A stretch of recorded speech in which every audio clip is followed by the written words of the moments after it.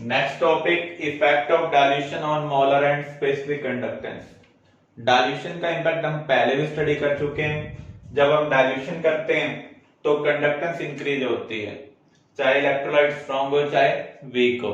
Strong electrolyte के case में जो आयन आयन इंटरेक्शन है वो डिक्रीज होता है। वीक इलेक्ट्रोलाइट के केस में on dilution degree of dissociation increase होगा, जिससे नंबर ऑफ आयंस क्या हो रहे हैं, इंक्रीज हो रहे हैं, इसलिए कंडक्टेंस इंक्रीज होगी। अब हम इंपैक्ट देख रहे हैं मोलर और स्पेसिफिक कंडक्टेंस के ऊपर। मोलर एंड स्पेसिफिक कंडक्टेंस में क्या डिफरेंस है? Molar conductance is conductance of that volume of solution which contains 1 mole of electrolyte, जबकि स्पेसिफिक कंडक्टेंस क्या है? यूनिट वॉल्यूम की कंडक्टेंस है। Molar conductance increases on dilution because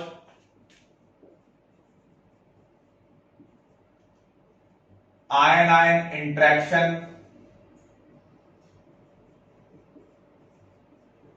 decreases on dilution.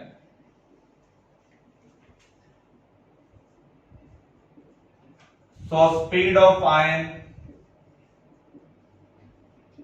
increases. जब हम डाइल्यूशन कर रहे हैं तो आयन आयन इंटरेक्शन क्या हो रही है? डिक्रीज हो रही है। स्पीड ऑफ आयन क्या हो रही है? इंक्रीज हो रही है। ये किसके लिए एप्लीकेबल है? स्ट्रॉन्ग इलेक्ट्रोलाइट के लिए। अगर हम वीक इलेक्ट्रोलाइट के लिए देखें तो उस केस में हम क्या कहेंगे? Number of ions increases due to increase in degree of dissociation. Alpha यहां पर क्या है? डिग्री ऑफ डिसोसिएशन है। स्पेसिफिक कंडक्टेंस, जिसको हम कापा से रिप्रेजेंट करते हैं, decreases on dilution as number of ions per unit volume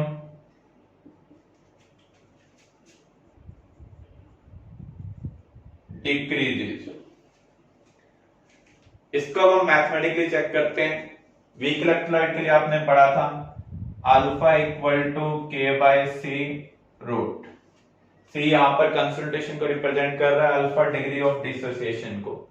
मान लीजिए आपने वॉल्यूम को 4 टाइम्स कर दिया तो कंसंट्रेशन क्या हो जाएगी? 1/4 हो जाएगी। कंसंट्रेशन 1/4 होने का मीनिंग क्या होगा? According to this relationship alpha क्या हो जाएगा? 2 टाइम्स हो जाएगा। इसका meaning number of ions double हो जाएंगे। अब कंसंट्रेशन ऑफ आयन क्या होगी? 2 अल्फा अपॉन 4v। पहले था अल्फा बाय v, अब क्या हो चुका है? Alpha by 2v। इसका meaning number of ions, concentration of ions per unit volume क्या हो रही है? डिक्रीज हो रही है on dilution. No doubt total number of ions तो इंक्रीज हो रहे हैं इन कंप्लीट सॉल्यूशन, लेकिन number of ions per unit volume क्या हो रहे हैं? डिक्रीज हो रहे हैं। और आपको पता है कंडक्टेंस 2 फैक्टर के ऊपर डिपेंड करती है, एक नंबर ऑफ आयंस के ऊपर और दूसरा स्पीड ऑफ आयंस के ऊपर। तो यहां पर नंबर ऑफ आयंस डिक्रीज हो रहे हैं, इसलिए जो स्पेसिफिक कंडक्टेंस है वो डिक्रीज हो रही है on dilution. Clear?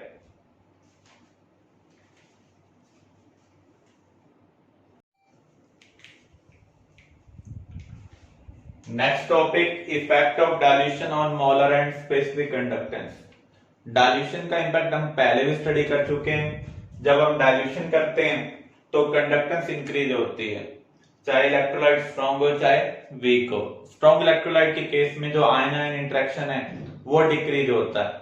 Weak electrolyte के केस में on dilution degree of dissociation increase होगा, जिससे नंबर ऑफ आयंस क्या हो रहे हैं? इंक्रीज हो रहे हैं, इसलिए कंडक्टेंस इंक्रीज होगी। अब हम इंपैक्ट देख रहे हैं मोलर और स्पेसिफिक कंडक्टेंस के ऊपर। मोलर एंड स्पेसिफिक कंडक्टेंस में क्या डिफरेंस है? Molar conductance is conductance of that volume of solution which contains 1 mole of electrolyte, जबकि स्पेसिफिक कंडक्टेंस क्या है, यूनिट वॉल्यूम की कंडक्टेंस है। Molar conductance increases on dilution because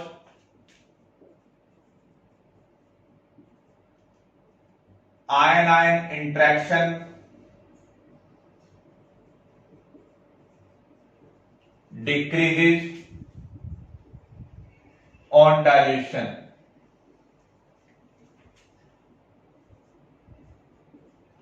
So speed of ion increases. जब हम dilution कर रहे हैं तो आयन आयन इंटरेक्शन क्या हो रही है, डिक्रीज हो रही है। स्पीड ऑफ आयन क्या हो रही है, इंक्रीज हो रही है। ये किसके लिए एप्लीकेबल है, स्ट्रॉन्ग इलेक्ट्रोलाइट के लिए। अगर हम वीक इलेक्ट्रोलाइट के लिए देखें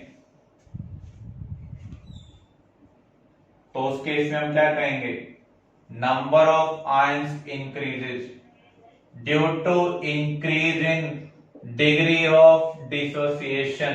अल्फा यहां पर क्या है, डिग्री ऑफ डिसोसिएशन है। स्पेसिफिक कंडक्टेंस जिसको हम कापा से रिप्रेजेंट करते हैं, decreases on dilution as number of ions per unit volume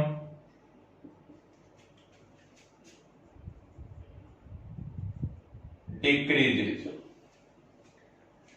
इसको हम मैथमेटिकली चेक करते हैं। वीक इलेक्ट्रोलाइट के लिए आपने पढ़ा था अल्फा इक्वल टू के बाय सी रूट। सी यहां पर कंसंट्रेशन को रिप्रेजेंट कर रहा है, अल्फा डिग्री ऑफ डिसोसिएशन को। मान लीजिए आपने वॉल्यूम को 4 टाइम्स कर दिया तो कंसंट्रेशन क्या हो जाएगी, 1/4 हो जाएगी। कंसंट्रेशन 1/4 होने का मीनिंग क्या होगा, according to this relationship alpha क्या हो जाएगा, 2 टाइम्स हो जाएगा। इसका meaning number of ions double हो जाएंगे। अब कंसंट्रेशन ऑफ आयन क्या होगी, 2 अल्फा अपॉन 4v। पहले था अल्फा बाय v, अब क्या हो चुका है, अल्फा बाय 2v। इसका meaning number of ions, concentration of ions per unit volume क्या हो रही है, डिक्रीज हो रही है on dilution. No doubt total number of ions तो इंक्रीज हो रहे हैं इन कंप्लीट सॉल्यूशन, लेकिन number of ions per unit volume क्या हो रहे हैं, डिक्रीज हो रहे हैं। और आपको पता है कंडक्टेंस 2 फैक्टर के ऊपर डिपेंड करती है, एक नंबर ऑफ आयंस के ऊपर और दूसरा स्पीड ऑफ आयंस के ऊपर। तो यहां पर नंबर ऑफ आयंस डिक्रीज हो रहे हैं, इसलिए जो स्पेसिफिक कंडक्टेंस है वो डिक्रीज हो रही है on dilution. Clear.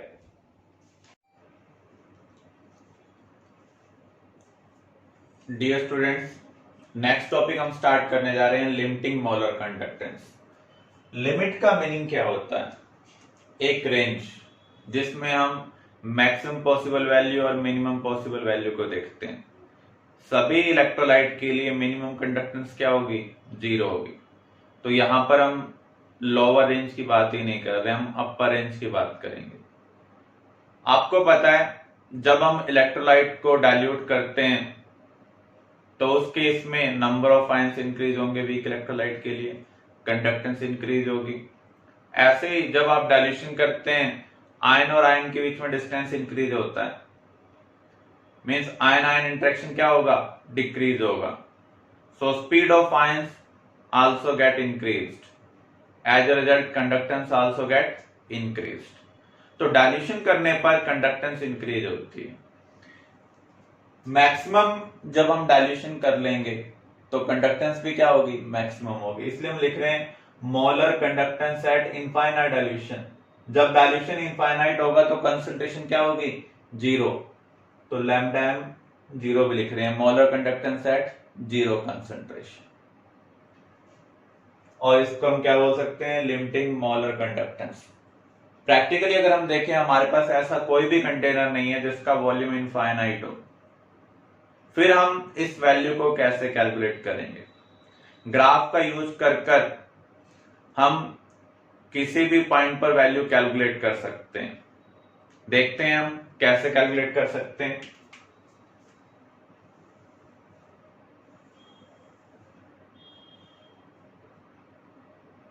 X axis पर हम ले रहे हैं root of concentration of electrolyte और वाई एक्सिस पर हम ले रहे हैं मोलर कंडक्टेंस। हम क्या करेंगे, एक्सपेरिमेंट परफॉर्म करेंगे, एक पार्टिकुलर कंसंट्रेशन पर देखेंगे मोलर कंडक्टेंस आपको क्या मिल रही है, फिर हम उसे डाइल्यूट करेंगे। डाइल्यूशन करने पर मोलर कंडक्टेंस क्या होगी, इंक्रीज होगी। फिर हमने और डाइल्यूट किया, मोलर कंडक्टेंस क्या हो रही है, इंक्रीज हो रही है। यहां पर मैं कंसिडर कर रहा हूं स्ट्रॉन्ग इलेक्ट्रोलाइट को। स्ट्रॉन्ग इलेक्ट्रोलाइट के केस में जब आप डाइल्यूशन करते हैं तो आयन आयन इंटरेक्शन डिक्रीज होता है, मोलर कंडक्टेंस क्या होगी, इंक्रीज होगी। फर्दर हमने डाइल्यूट किया, इधर आप देखें तो कंसंट्रेशन कम हो रही है, इसका मीनिंग इधर डाइल्यूशन क्या हो रहा है, इंक्रीज हो रहा है। मोलर कंडक्टेंस क्या हो रही है, फर्दर इंक्रीज हो रही है।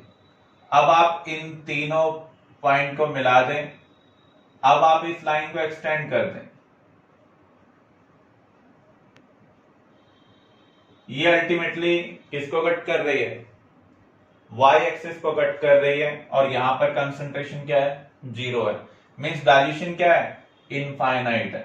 तो यहां पर जो हमें वैल्यू मिलेगी उसे हम क्या कहेंगे, molar conductance at infinite dilution या फिर molar conductance at 0 concentration.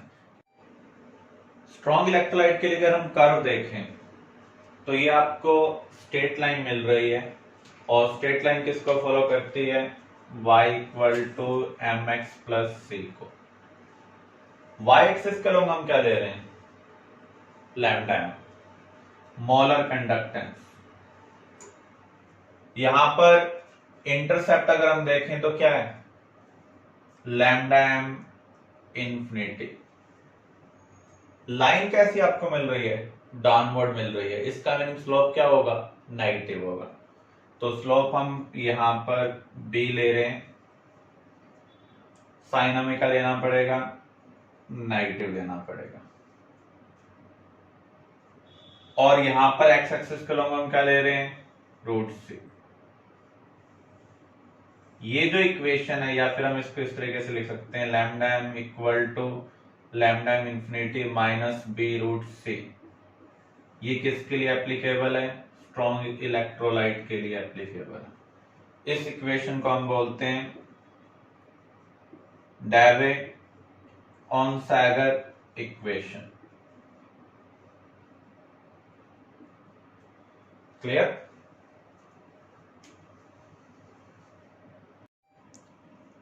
Graphically हम स्ट्रॉन्ग इलेक्ट्रोलाइट के लिए मोलर कंडक्टेंस कैलकुलेट कर पा रहे हैं। इसका रीजन क्या है, स्ट्रॉन्ग इलेक्ट्रोलाइट के लिए जब आप डाइल्यूशन करते हैं तो उस केस में जो आयन आयन इंटरेक्शन है वो धीरे धीरे डिक्रीज हो रहा है, इसका मीनिंग स्पीड धीरे धीरे इंक्रीज हो रही है, मोलर कंडक्टेंस भी क्या हो रही है, धीरे धीरे इंक्रीज हो रही है। अब जो कर्व का आपको स्लोप मिल रहा है, जब आप उसे एक्सटेंड करेंगे इस लाइन को तो ये वाई एक्सिस को कट कर पा रही है। तो बाय एक्सट्रापोलेशन और graphically we can determine lambda M infinity for strong electrolyte. अब हम वीक इलेक्ट्रोलाइट के लिए चेक करते हैं। हमने कोई वीक इलेक्ट्रोलाइट लिया, सेम कंसंट्रेशन पर वीक इलेक्ट्रोलाइट की जो मोलर कंडक्टेंस होगी वो स्ट्रॉन्ग इलेक्ट्रोलाइट के कंपैरिजन में कम होगी। जब आप डाइल्यूशन करेंगे तो मोलर कंडक्टेंस यहां पर भी इंक्रीज होगी और डाइल्यूशन कर रहे हैं तो और इंक्रीज हो रही है। अब आप इस पॉइंट्स को मिला दें, अगर हम इस कर्व को एक्सटेंड करते हैं तो हम क्या देख रहे हैं, ये y एक्सिस को कट नहीं कर रही है या इंफिनिटी पॉइंट पर ये y एक्सिस को कट करेगी। इसका मीनिंग ग्राफिकली और बाय एक्सट्रापोलेशन वीक इलेक्ट्रोलाइट के लिए हम मोलर कंडक्टेंस डिटरमाइन नहीं कर सकते। इसका रीजन क्या है? जब हम डाइल्यूशन करते हैं तो डिग्री ऑफ डिसोसिएशन में रैपिड इंक्रीज होता है। अगर आप वॉल्यूम 4 टाइम्स कर देंगे, डिग्री ऑफ डिसोसिएशन डबल हो जाता है। ऐसा हमने प्रीवियस टॉपिक में कवर किया था। तो यहां पर डिग्री ऑफ डिसोसिएशन में रैपिड इंक्रीज हो रहा है, number of ions rapidly increase हो रहे हैं, इसलिए मोलर कंडक्टेंस वीक इलेक्ट्रोलाइट के लिए रैपिडली इंक्रीज हो रही है। तो जब आप इस कर्व को एक्स्ट्रापोलेट करेंगे तो ये वाई एक्सिस को कट नहीं कर रही है, इसलिए हम वीक इलेक्ट्रोलाइट के लिए लैम्डा इन्फिनिटी कैलकुलेट नहीं कर सकते। तो आपसे रीजन पूछे जा सकते हैं, lambda infinity can't be determined for weak electrolyte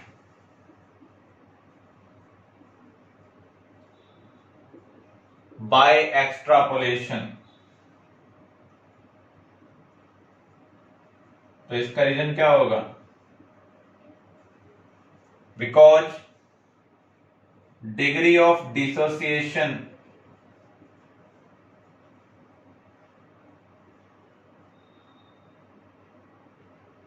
rapidly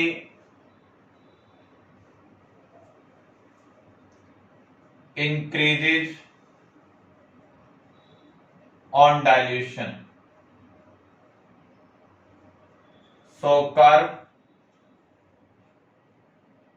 can't cut y axis। जो कर्व है वो y एक्सिस को कट नहीं कर पा रही है, इसलिए हम वीक इलेक्ट्रोलाइट के लिए लैम्डा इन्फिनिटी डिटरमाइन नहीं कर सकते। क्लियर?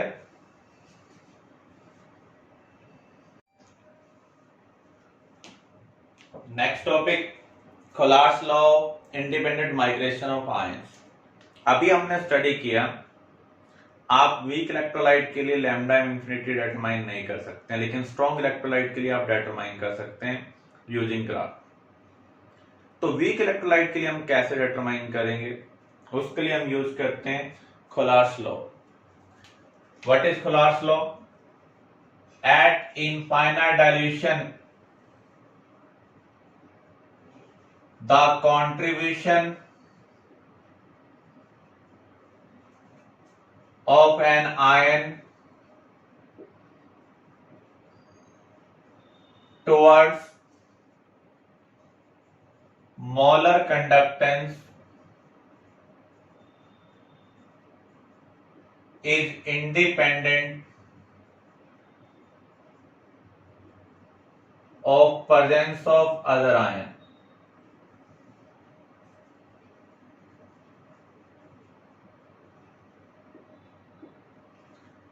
इसका मीनिंग ये सिर्फ कब एप्लीकेबल है? जब इनफाइनाइट डाइल्यूशन सिचुएशन है।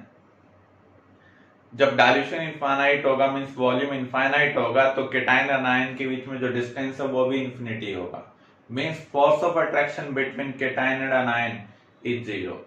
तो यहां पर जो केटाइन की स्पीड है वो आयन से इंडिपेंडेंट होगी, क्योंकि केटाइन की टांग खींचने वाले अब नहीं रहे, वो उससे इतनी दूर जा चुके हैं वो उसको अट्रैक्ट नहीं कर सकते। तो अगर आपके पास दो इलेक्ट्रोलाइट हैं, sodium chloride and potassium chloride,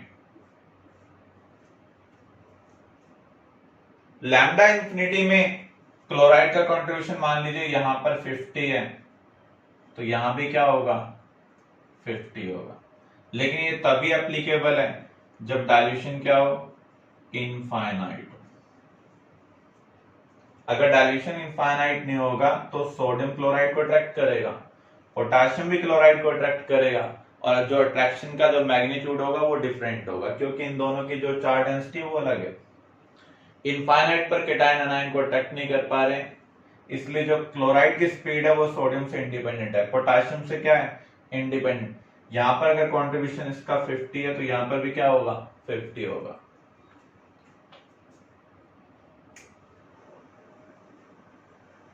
calcium chloride के लिए अगर हमें मोलर कंडक्टेंस कैलकुलेट करनी हो तो हम कैसे कैलकुलेट कर सकते हैं? आयनिक कंडक्टेंस का हम सम करेंगे। जो स्मॉल लैम्डा है वो रिप्रेजेंट करता है आयनिक कंडक्टेंस को। आयनिक कंडक्टेंस का मीनिंग क्या है? Conductance of 1 mole of ion. तो ये आयनिक कंडक्टेंस है कैल्शियम की। यहां पर कितने मोल क्लोराइड होंगे इसके 1 मोल में? 2 मोल। तो यहां पर क्या आ जाएगा? 2 into ionic conductance of chloride. तो मोलर कंडक्टेंस हम किसका यूज कर निकाल सकते हैं? आयनिक कंडक्टेंस का यूज कर कैलकुलेट कर सकते हैं।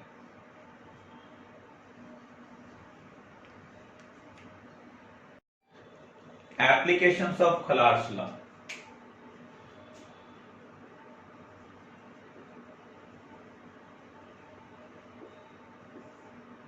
First, to determine lambda infinity for weak electrolyte,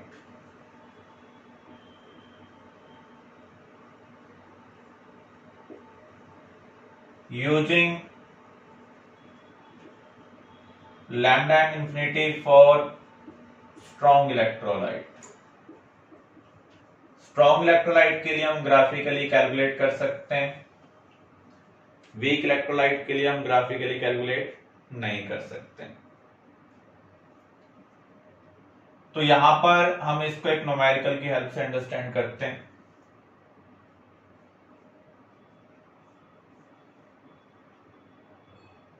आपको लैम्डा इन्फिनिटी कैलकुलेट करना है एसिटिक एसिड के लिए। गिवन है सोडियम एसीटेट का, मान लीजिए 549 दिया हुआ है, इसकी यूनिट क्या होगी? मोलर कंडक्टेंस है तो पर ओम सेंटीमीटर स्क्वायर पर मोल। लैम्डा इन्फिनिटी सोडियम क्लोराइड के लिए दिया हुआ है आपको 600,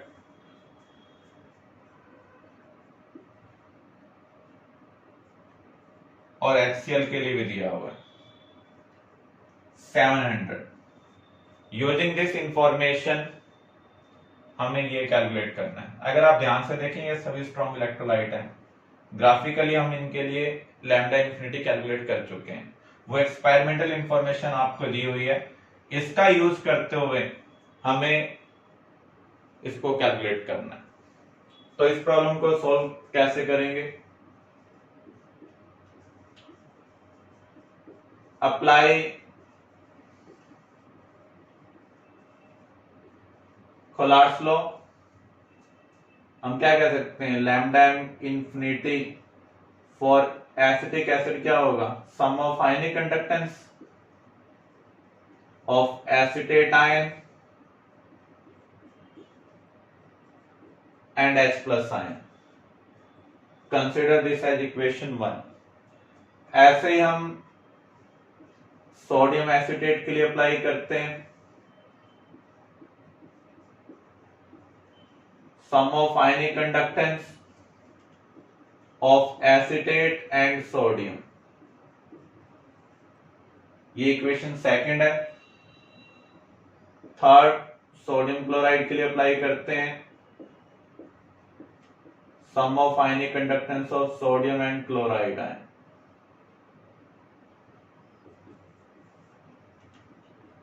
फोर्थ, हाइड्रोक्लोरिक के लिए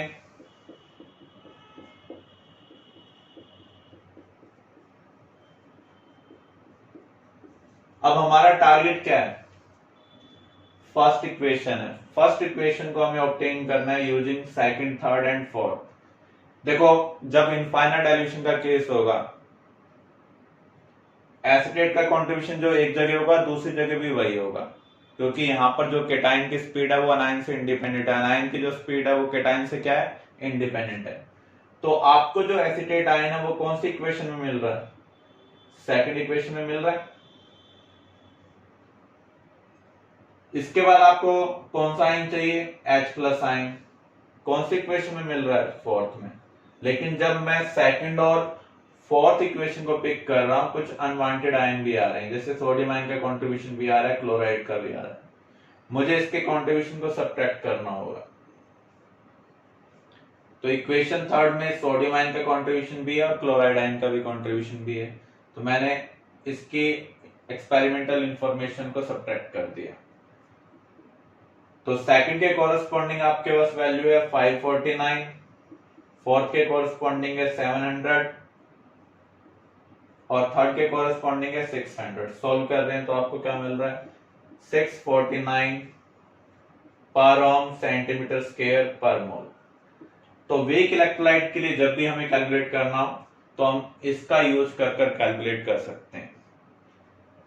रिक्वायरमेंट क्या है, हमें स्ट्रॉन्ग इलेक्ट्रोलाइट दिए होने चाहिए जिसके पास वो कॉमन आयन प्रेजेंट हो। क्लियर?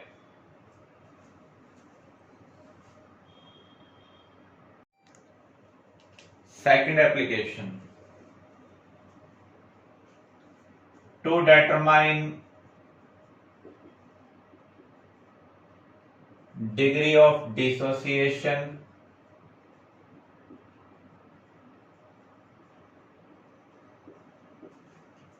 and dissociation constant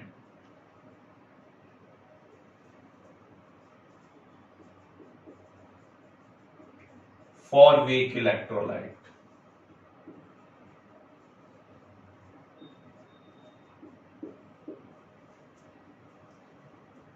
इसको हम कैसे कैलकुलेट करेंगे?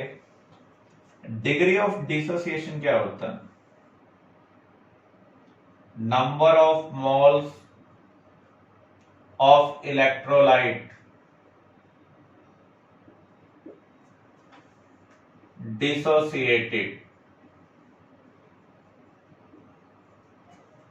Upon maximum number of moles of electrolyte can be dissociated। कितने आयंस अभी प्रेजेंट हैं उसको हम मोलर कंडक्टेंस से रिलेट कर सकते हैं। तो ये क्या होगा, प्रेजेंट मोलर कंडक्टेंस होगी, molar conductance eight particular concentration. ऐसे मैक्सिमम क्या होगी, लैम्डा इन्फिनिटी। लैम्डा इन्फिनिटी हम कैसे कैलकुलेट करते हैं, यूजिंग फर्स्ट एप्लीकेशन जो भी हमने कवर की है। तो यहां से हम अल्फा कैलकुलेट कर सकते हैं। अगर इलेक्ट्रोलाइट ए बी टाइप का है तो उस केस में के और अल्फा में क्या रिलेशनशिप होती है, के equal to c alpha square upon 1 minus alpha. अगर आपको डेरिवेशन ध्यान नहीं है तो हम इसको कर लेते हैं। C00 ये इनिशियल है क्योंकि इनिशियली कंसंट्रेशन इलेक्ट्रोलाइट की हमने सी ली है। यहां पर सी कंसंट्रेशन है, कंडक्टेंस नहीं। यहां पर इनिशियल कंसंट्रेशन 0 होगी क्योंकि प्रोडक्ट इनिशियली बना नहीं है, इलेक्ट्रोलाइट डिसोसिएट नहीं हुआ है।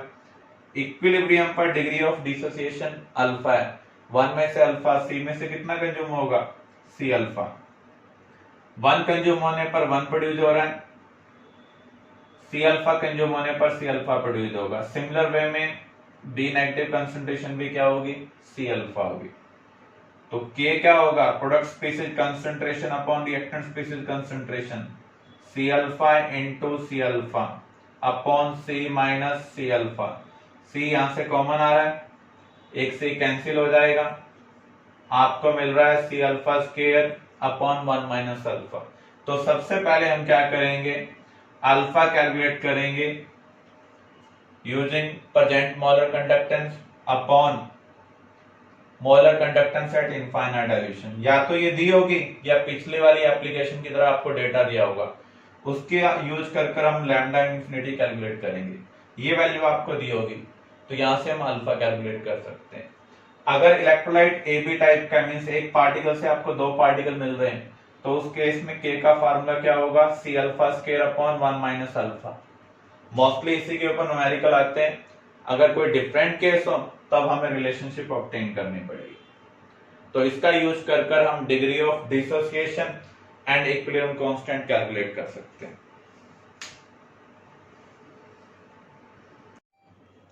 Third application, to determine solubility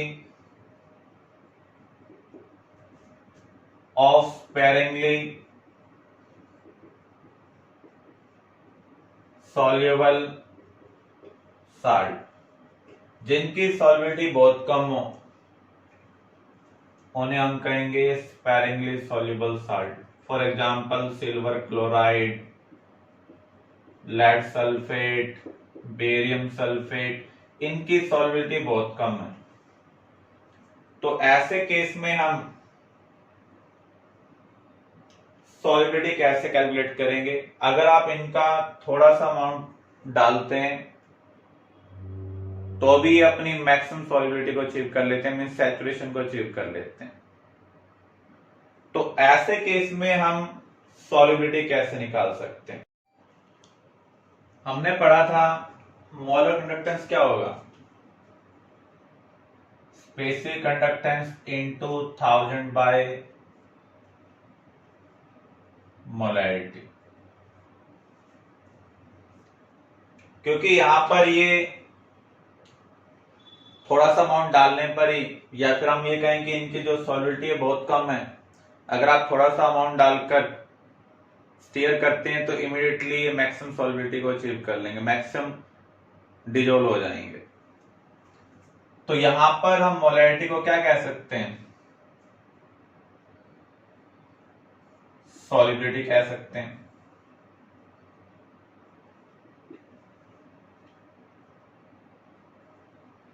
और मोलर कंडक्टेंस अब क्या होगी, इनफाइनाइट मोलर कंडक्टेंस।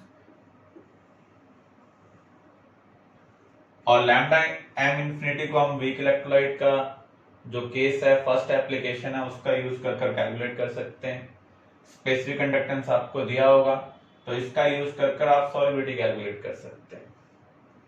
अगर आपको सॉल्युबिलिटी पता चल जाए यूजिंग दिस कैलकुलेशन तो आप न्यूमेरिकल्स में सॉल्युबिलिटी प्रोडक्ट भी कैलकुलेट कर सकते हैं। इसके लिए KSP क्या होगा, एस स्क्वायर, हमने आयनिक इक्विलिब्रियम में पढ़ा था। इसके लिए भी यही होगा, क्योंकि यहां पर डिसोसिएट होने पर आपको 2 आयन मिल रहे हैं, यहां पर भी 2 मिल रहे हैं और यहां भी कितने मिल रहे हैं, 2 मिल रहे हैं। तो अगर आप सॉल्युबिलिटी कैलकुलेट कर लेंगे तो आप सॉल्युबिलिटी प्रोडक्ट भी कैलकुलेट कर सकते हैं। क्लियर?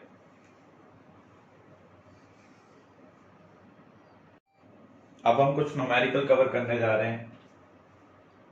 न्यूमेरिकल आपको दिया हुआ है, molar conductance of 0.1 molar acetic acid is 7 पर ओम सेंटीमीटर स्क्वायर पर मोल।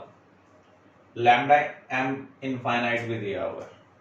हमें क्या कैलकुलेट करना है, डिसोसिएशन कांस्टेंट कैलकुलेट करना है। मीन्स हमें कोलार्स लॉ की सेकंड एप्लीकेशन का यूज करना होगा। सबसे पहले आप क्या करेंगे, अल्फा कैलकुलेट करेंगे। अल्फा का रिलेशनशिप क्या है, lambda M C upon lambda M infinity, mean 7/380.8। इसे हम कैलकुलेट कर लेंगे। फिर हम इक्विलिब्रियम कांस्टेंट रिलेशनशिप यूज करेंगे with degree of dissociation, C alpha square upon 1 minus alpha. Alpha को 1 के कंपेरिजन में आप तभी नेग्लेक्ट कर सकते हैं जब अल्फा 5% से कम या 5% के इक्वल। तो यहां से हम अल्फा कैलकुलेट करेंगे, इस रिलेशनशिप में पुट करेंगे। कंसंट्रेशन आपको दी हुई है 0.1 मोलर। क्लियर? अब हम कुछ न्यूमेरिकल कवर करने जा रहे हैं। न्यूमेरिकल आपको दिया हुआ है, molar conductance of 0.1 molar acetic acid is 7 पर ओम सेंटीमीटर स्क्वायर पर मोल। लैम्डा एम इनफाइनाइट भी दिया हुआ है। हमें क्या कैलकुलेट करना है, डिसोसिएशन कांस्टेंट कैलकुलेट करना है। मीन्स हमें कोलार्स लॉ की सेकंड एप्लीकेशन का यूज करना होगा। सबसे पहले आप क्या करेंगे, अल्फा कैलकुलेट करेंगे। अल्फा का रिलेशनशिप क्या है, lambda M C upon lambda M infinity, mean 7/380.8। इसे हम कैलकुलेट कर लेंगे। फिर हम इक्विलिब्रियम कांस्टेंट रिलेशनशिप यूज करेंगे with degree of dissociation, C alpha square upon 1 minus alpha. Alpha को 1 के कंपेरिजन में आप तभी नेग्लेक्ट कर सकते हैं जब अल्फा 5% से कम या 5% के इक्वल। तो यहां से हम अल्फा कैलकुलेट करेंगे, इस रिलेशनशिप में पुट करेंगे, कंसंट्रेशन आपको दी हुई है 0.1 molar. Clear? Next numerical, at 298 Kelvin the conductivity of a saturated solution of silver chloride in water is given। साथ में आपको आयनिक कंडक्टेंस भी दी हुई है इनफाइनाइट डाइल्यूशन पर। हमें क्या निकालना है? Solubility product of silver chloride निकालना है, मींस KSP निकालना है। तो यहाँ पर हम इस प्रॉब्लम को सॉल्व कैसे करेंगे? थर्ड एप्लीकेशन में हमने पढ़ा था जो स्पैरेंगली सॉल्युबल साल्ट होते हैं उसमें मोलैरिटी किसके इक्वल होती है? सॉल्युबिलिटी के इक्वल होती है, क्योंकि ये बहुत कम सॉल्युबल होते हैं। तो वहां पर हमने कहा था लैम्डा इंफिनिटी किसके इक्वल होगा? Specific conductance into 1000 by solubility. तो यहां से हम सॉल्युबिलिटी कैलकुलेट कर सकते हैं। सॉल्युबिलिटी क्या होगी? Specific conductance into 1000 by molar conductance at infinite dilution. Specific conductance आपको दी हुई है 2.6 इंटू 10⁻⁻⁻⁶। लैम्डा इंफिनिटी हम निकाल सकते हैं, इन दोनों का आप सम कर दें, क्योंकि जो मोलर कंडक्टेंस है वो क्या होगी? सम ऑफ आयनिक कंडक्टेंस। तो ये आपको दी हुई है 63 और ये 67, तो ये 130 आ रहा है। अब हम इसे सॉल्व करते हैं। सॉल्व कर रहे हैं तो ये आपको मिल रहा है 22.6 इंटू 10⁻⁻³ बाय 130। इसको अगर मैं 260 लिखूं तो मुझे इसको 100 से मल्टीप्लाई करना पड़ रहा है, तो इसका मीनिंग इसको 100 से डिवाइड भी करना होगा। 100 से डिवाइड करने पर ये क्या हो जाएगा? 10⁻⁻³ से 10⁻⁻⁵। सॉल्व कर रहे हैं फर्दर तो आपको ये मिल रहा है 2 इंटू 10⁻⁻⁵। ये आपको सॉल्युबिलिटी मिल चुकी है, जिसको हम एस से रिप्रेजेंट कर देते हैं। KSP फॉर सिल्वर क्लोराइड क्या होगा? Silver ion concentration into chloride ion concentration, means solubility into solubility. तो हमें सॉल्युबिलिटी का स्क्वायर सॉल्व करना है। 2 इंटू 10⁻⁻⁵ का स्क्वायर क्या होगा? 4 इंटू 10⁻⁻⁻10। फिर से आप देख लें, हमने थर्ड एप्लीकेशन का यूज करते हुए जिसके अकॉर्डिंग रिलेशनशिप है lambda infinity equal to specific conductance into 1000 by solubility. तो यहां पर जो हम सॉल्युबिलिटी कैलकुलेट कर रहे हैं वो क्या आ रही है आपके पास? 2 इंटू 10⁻⁻⁵। अब इसका यूज करते हुए हम KSP कैलकुलेट करेंगे। KSP की कोई फिक्स रिलेशनशिप नहीं होती है, ये इलेक्ट्रोलाइट की टाइप के ऊपर डिपेंड करती है। तो यहाँ पर silver ion concentration into chloride ion concentration, क्योंकि इसके डिसोसिएशन से आपको एक सिल्वर आयन मिल रहा है और एक क्लोराइड। तो सॉल्युबिलिटी इनटू सॉल्युबिलिटी सॉल्व कर रहे हैं तो आपको क्या मिल रहा है? 4 इंटू 10⁻⁻⁻10।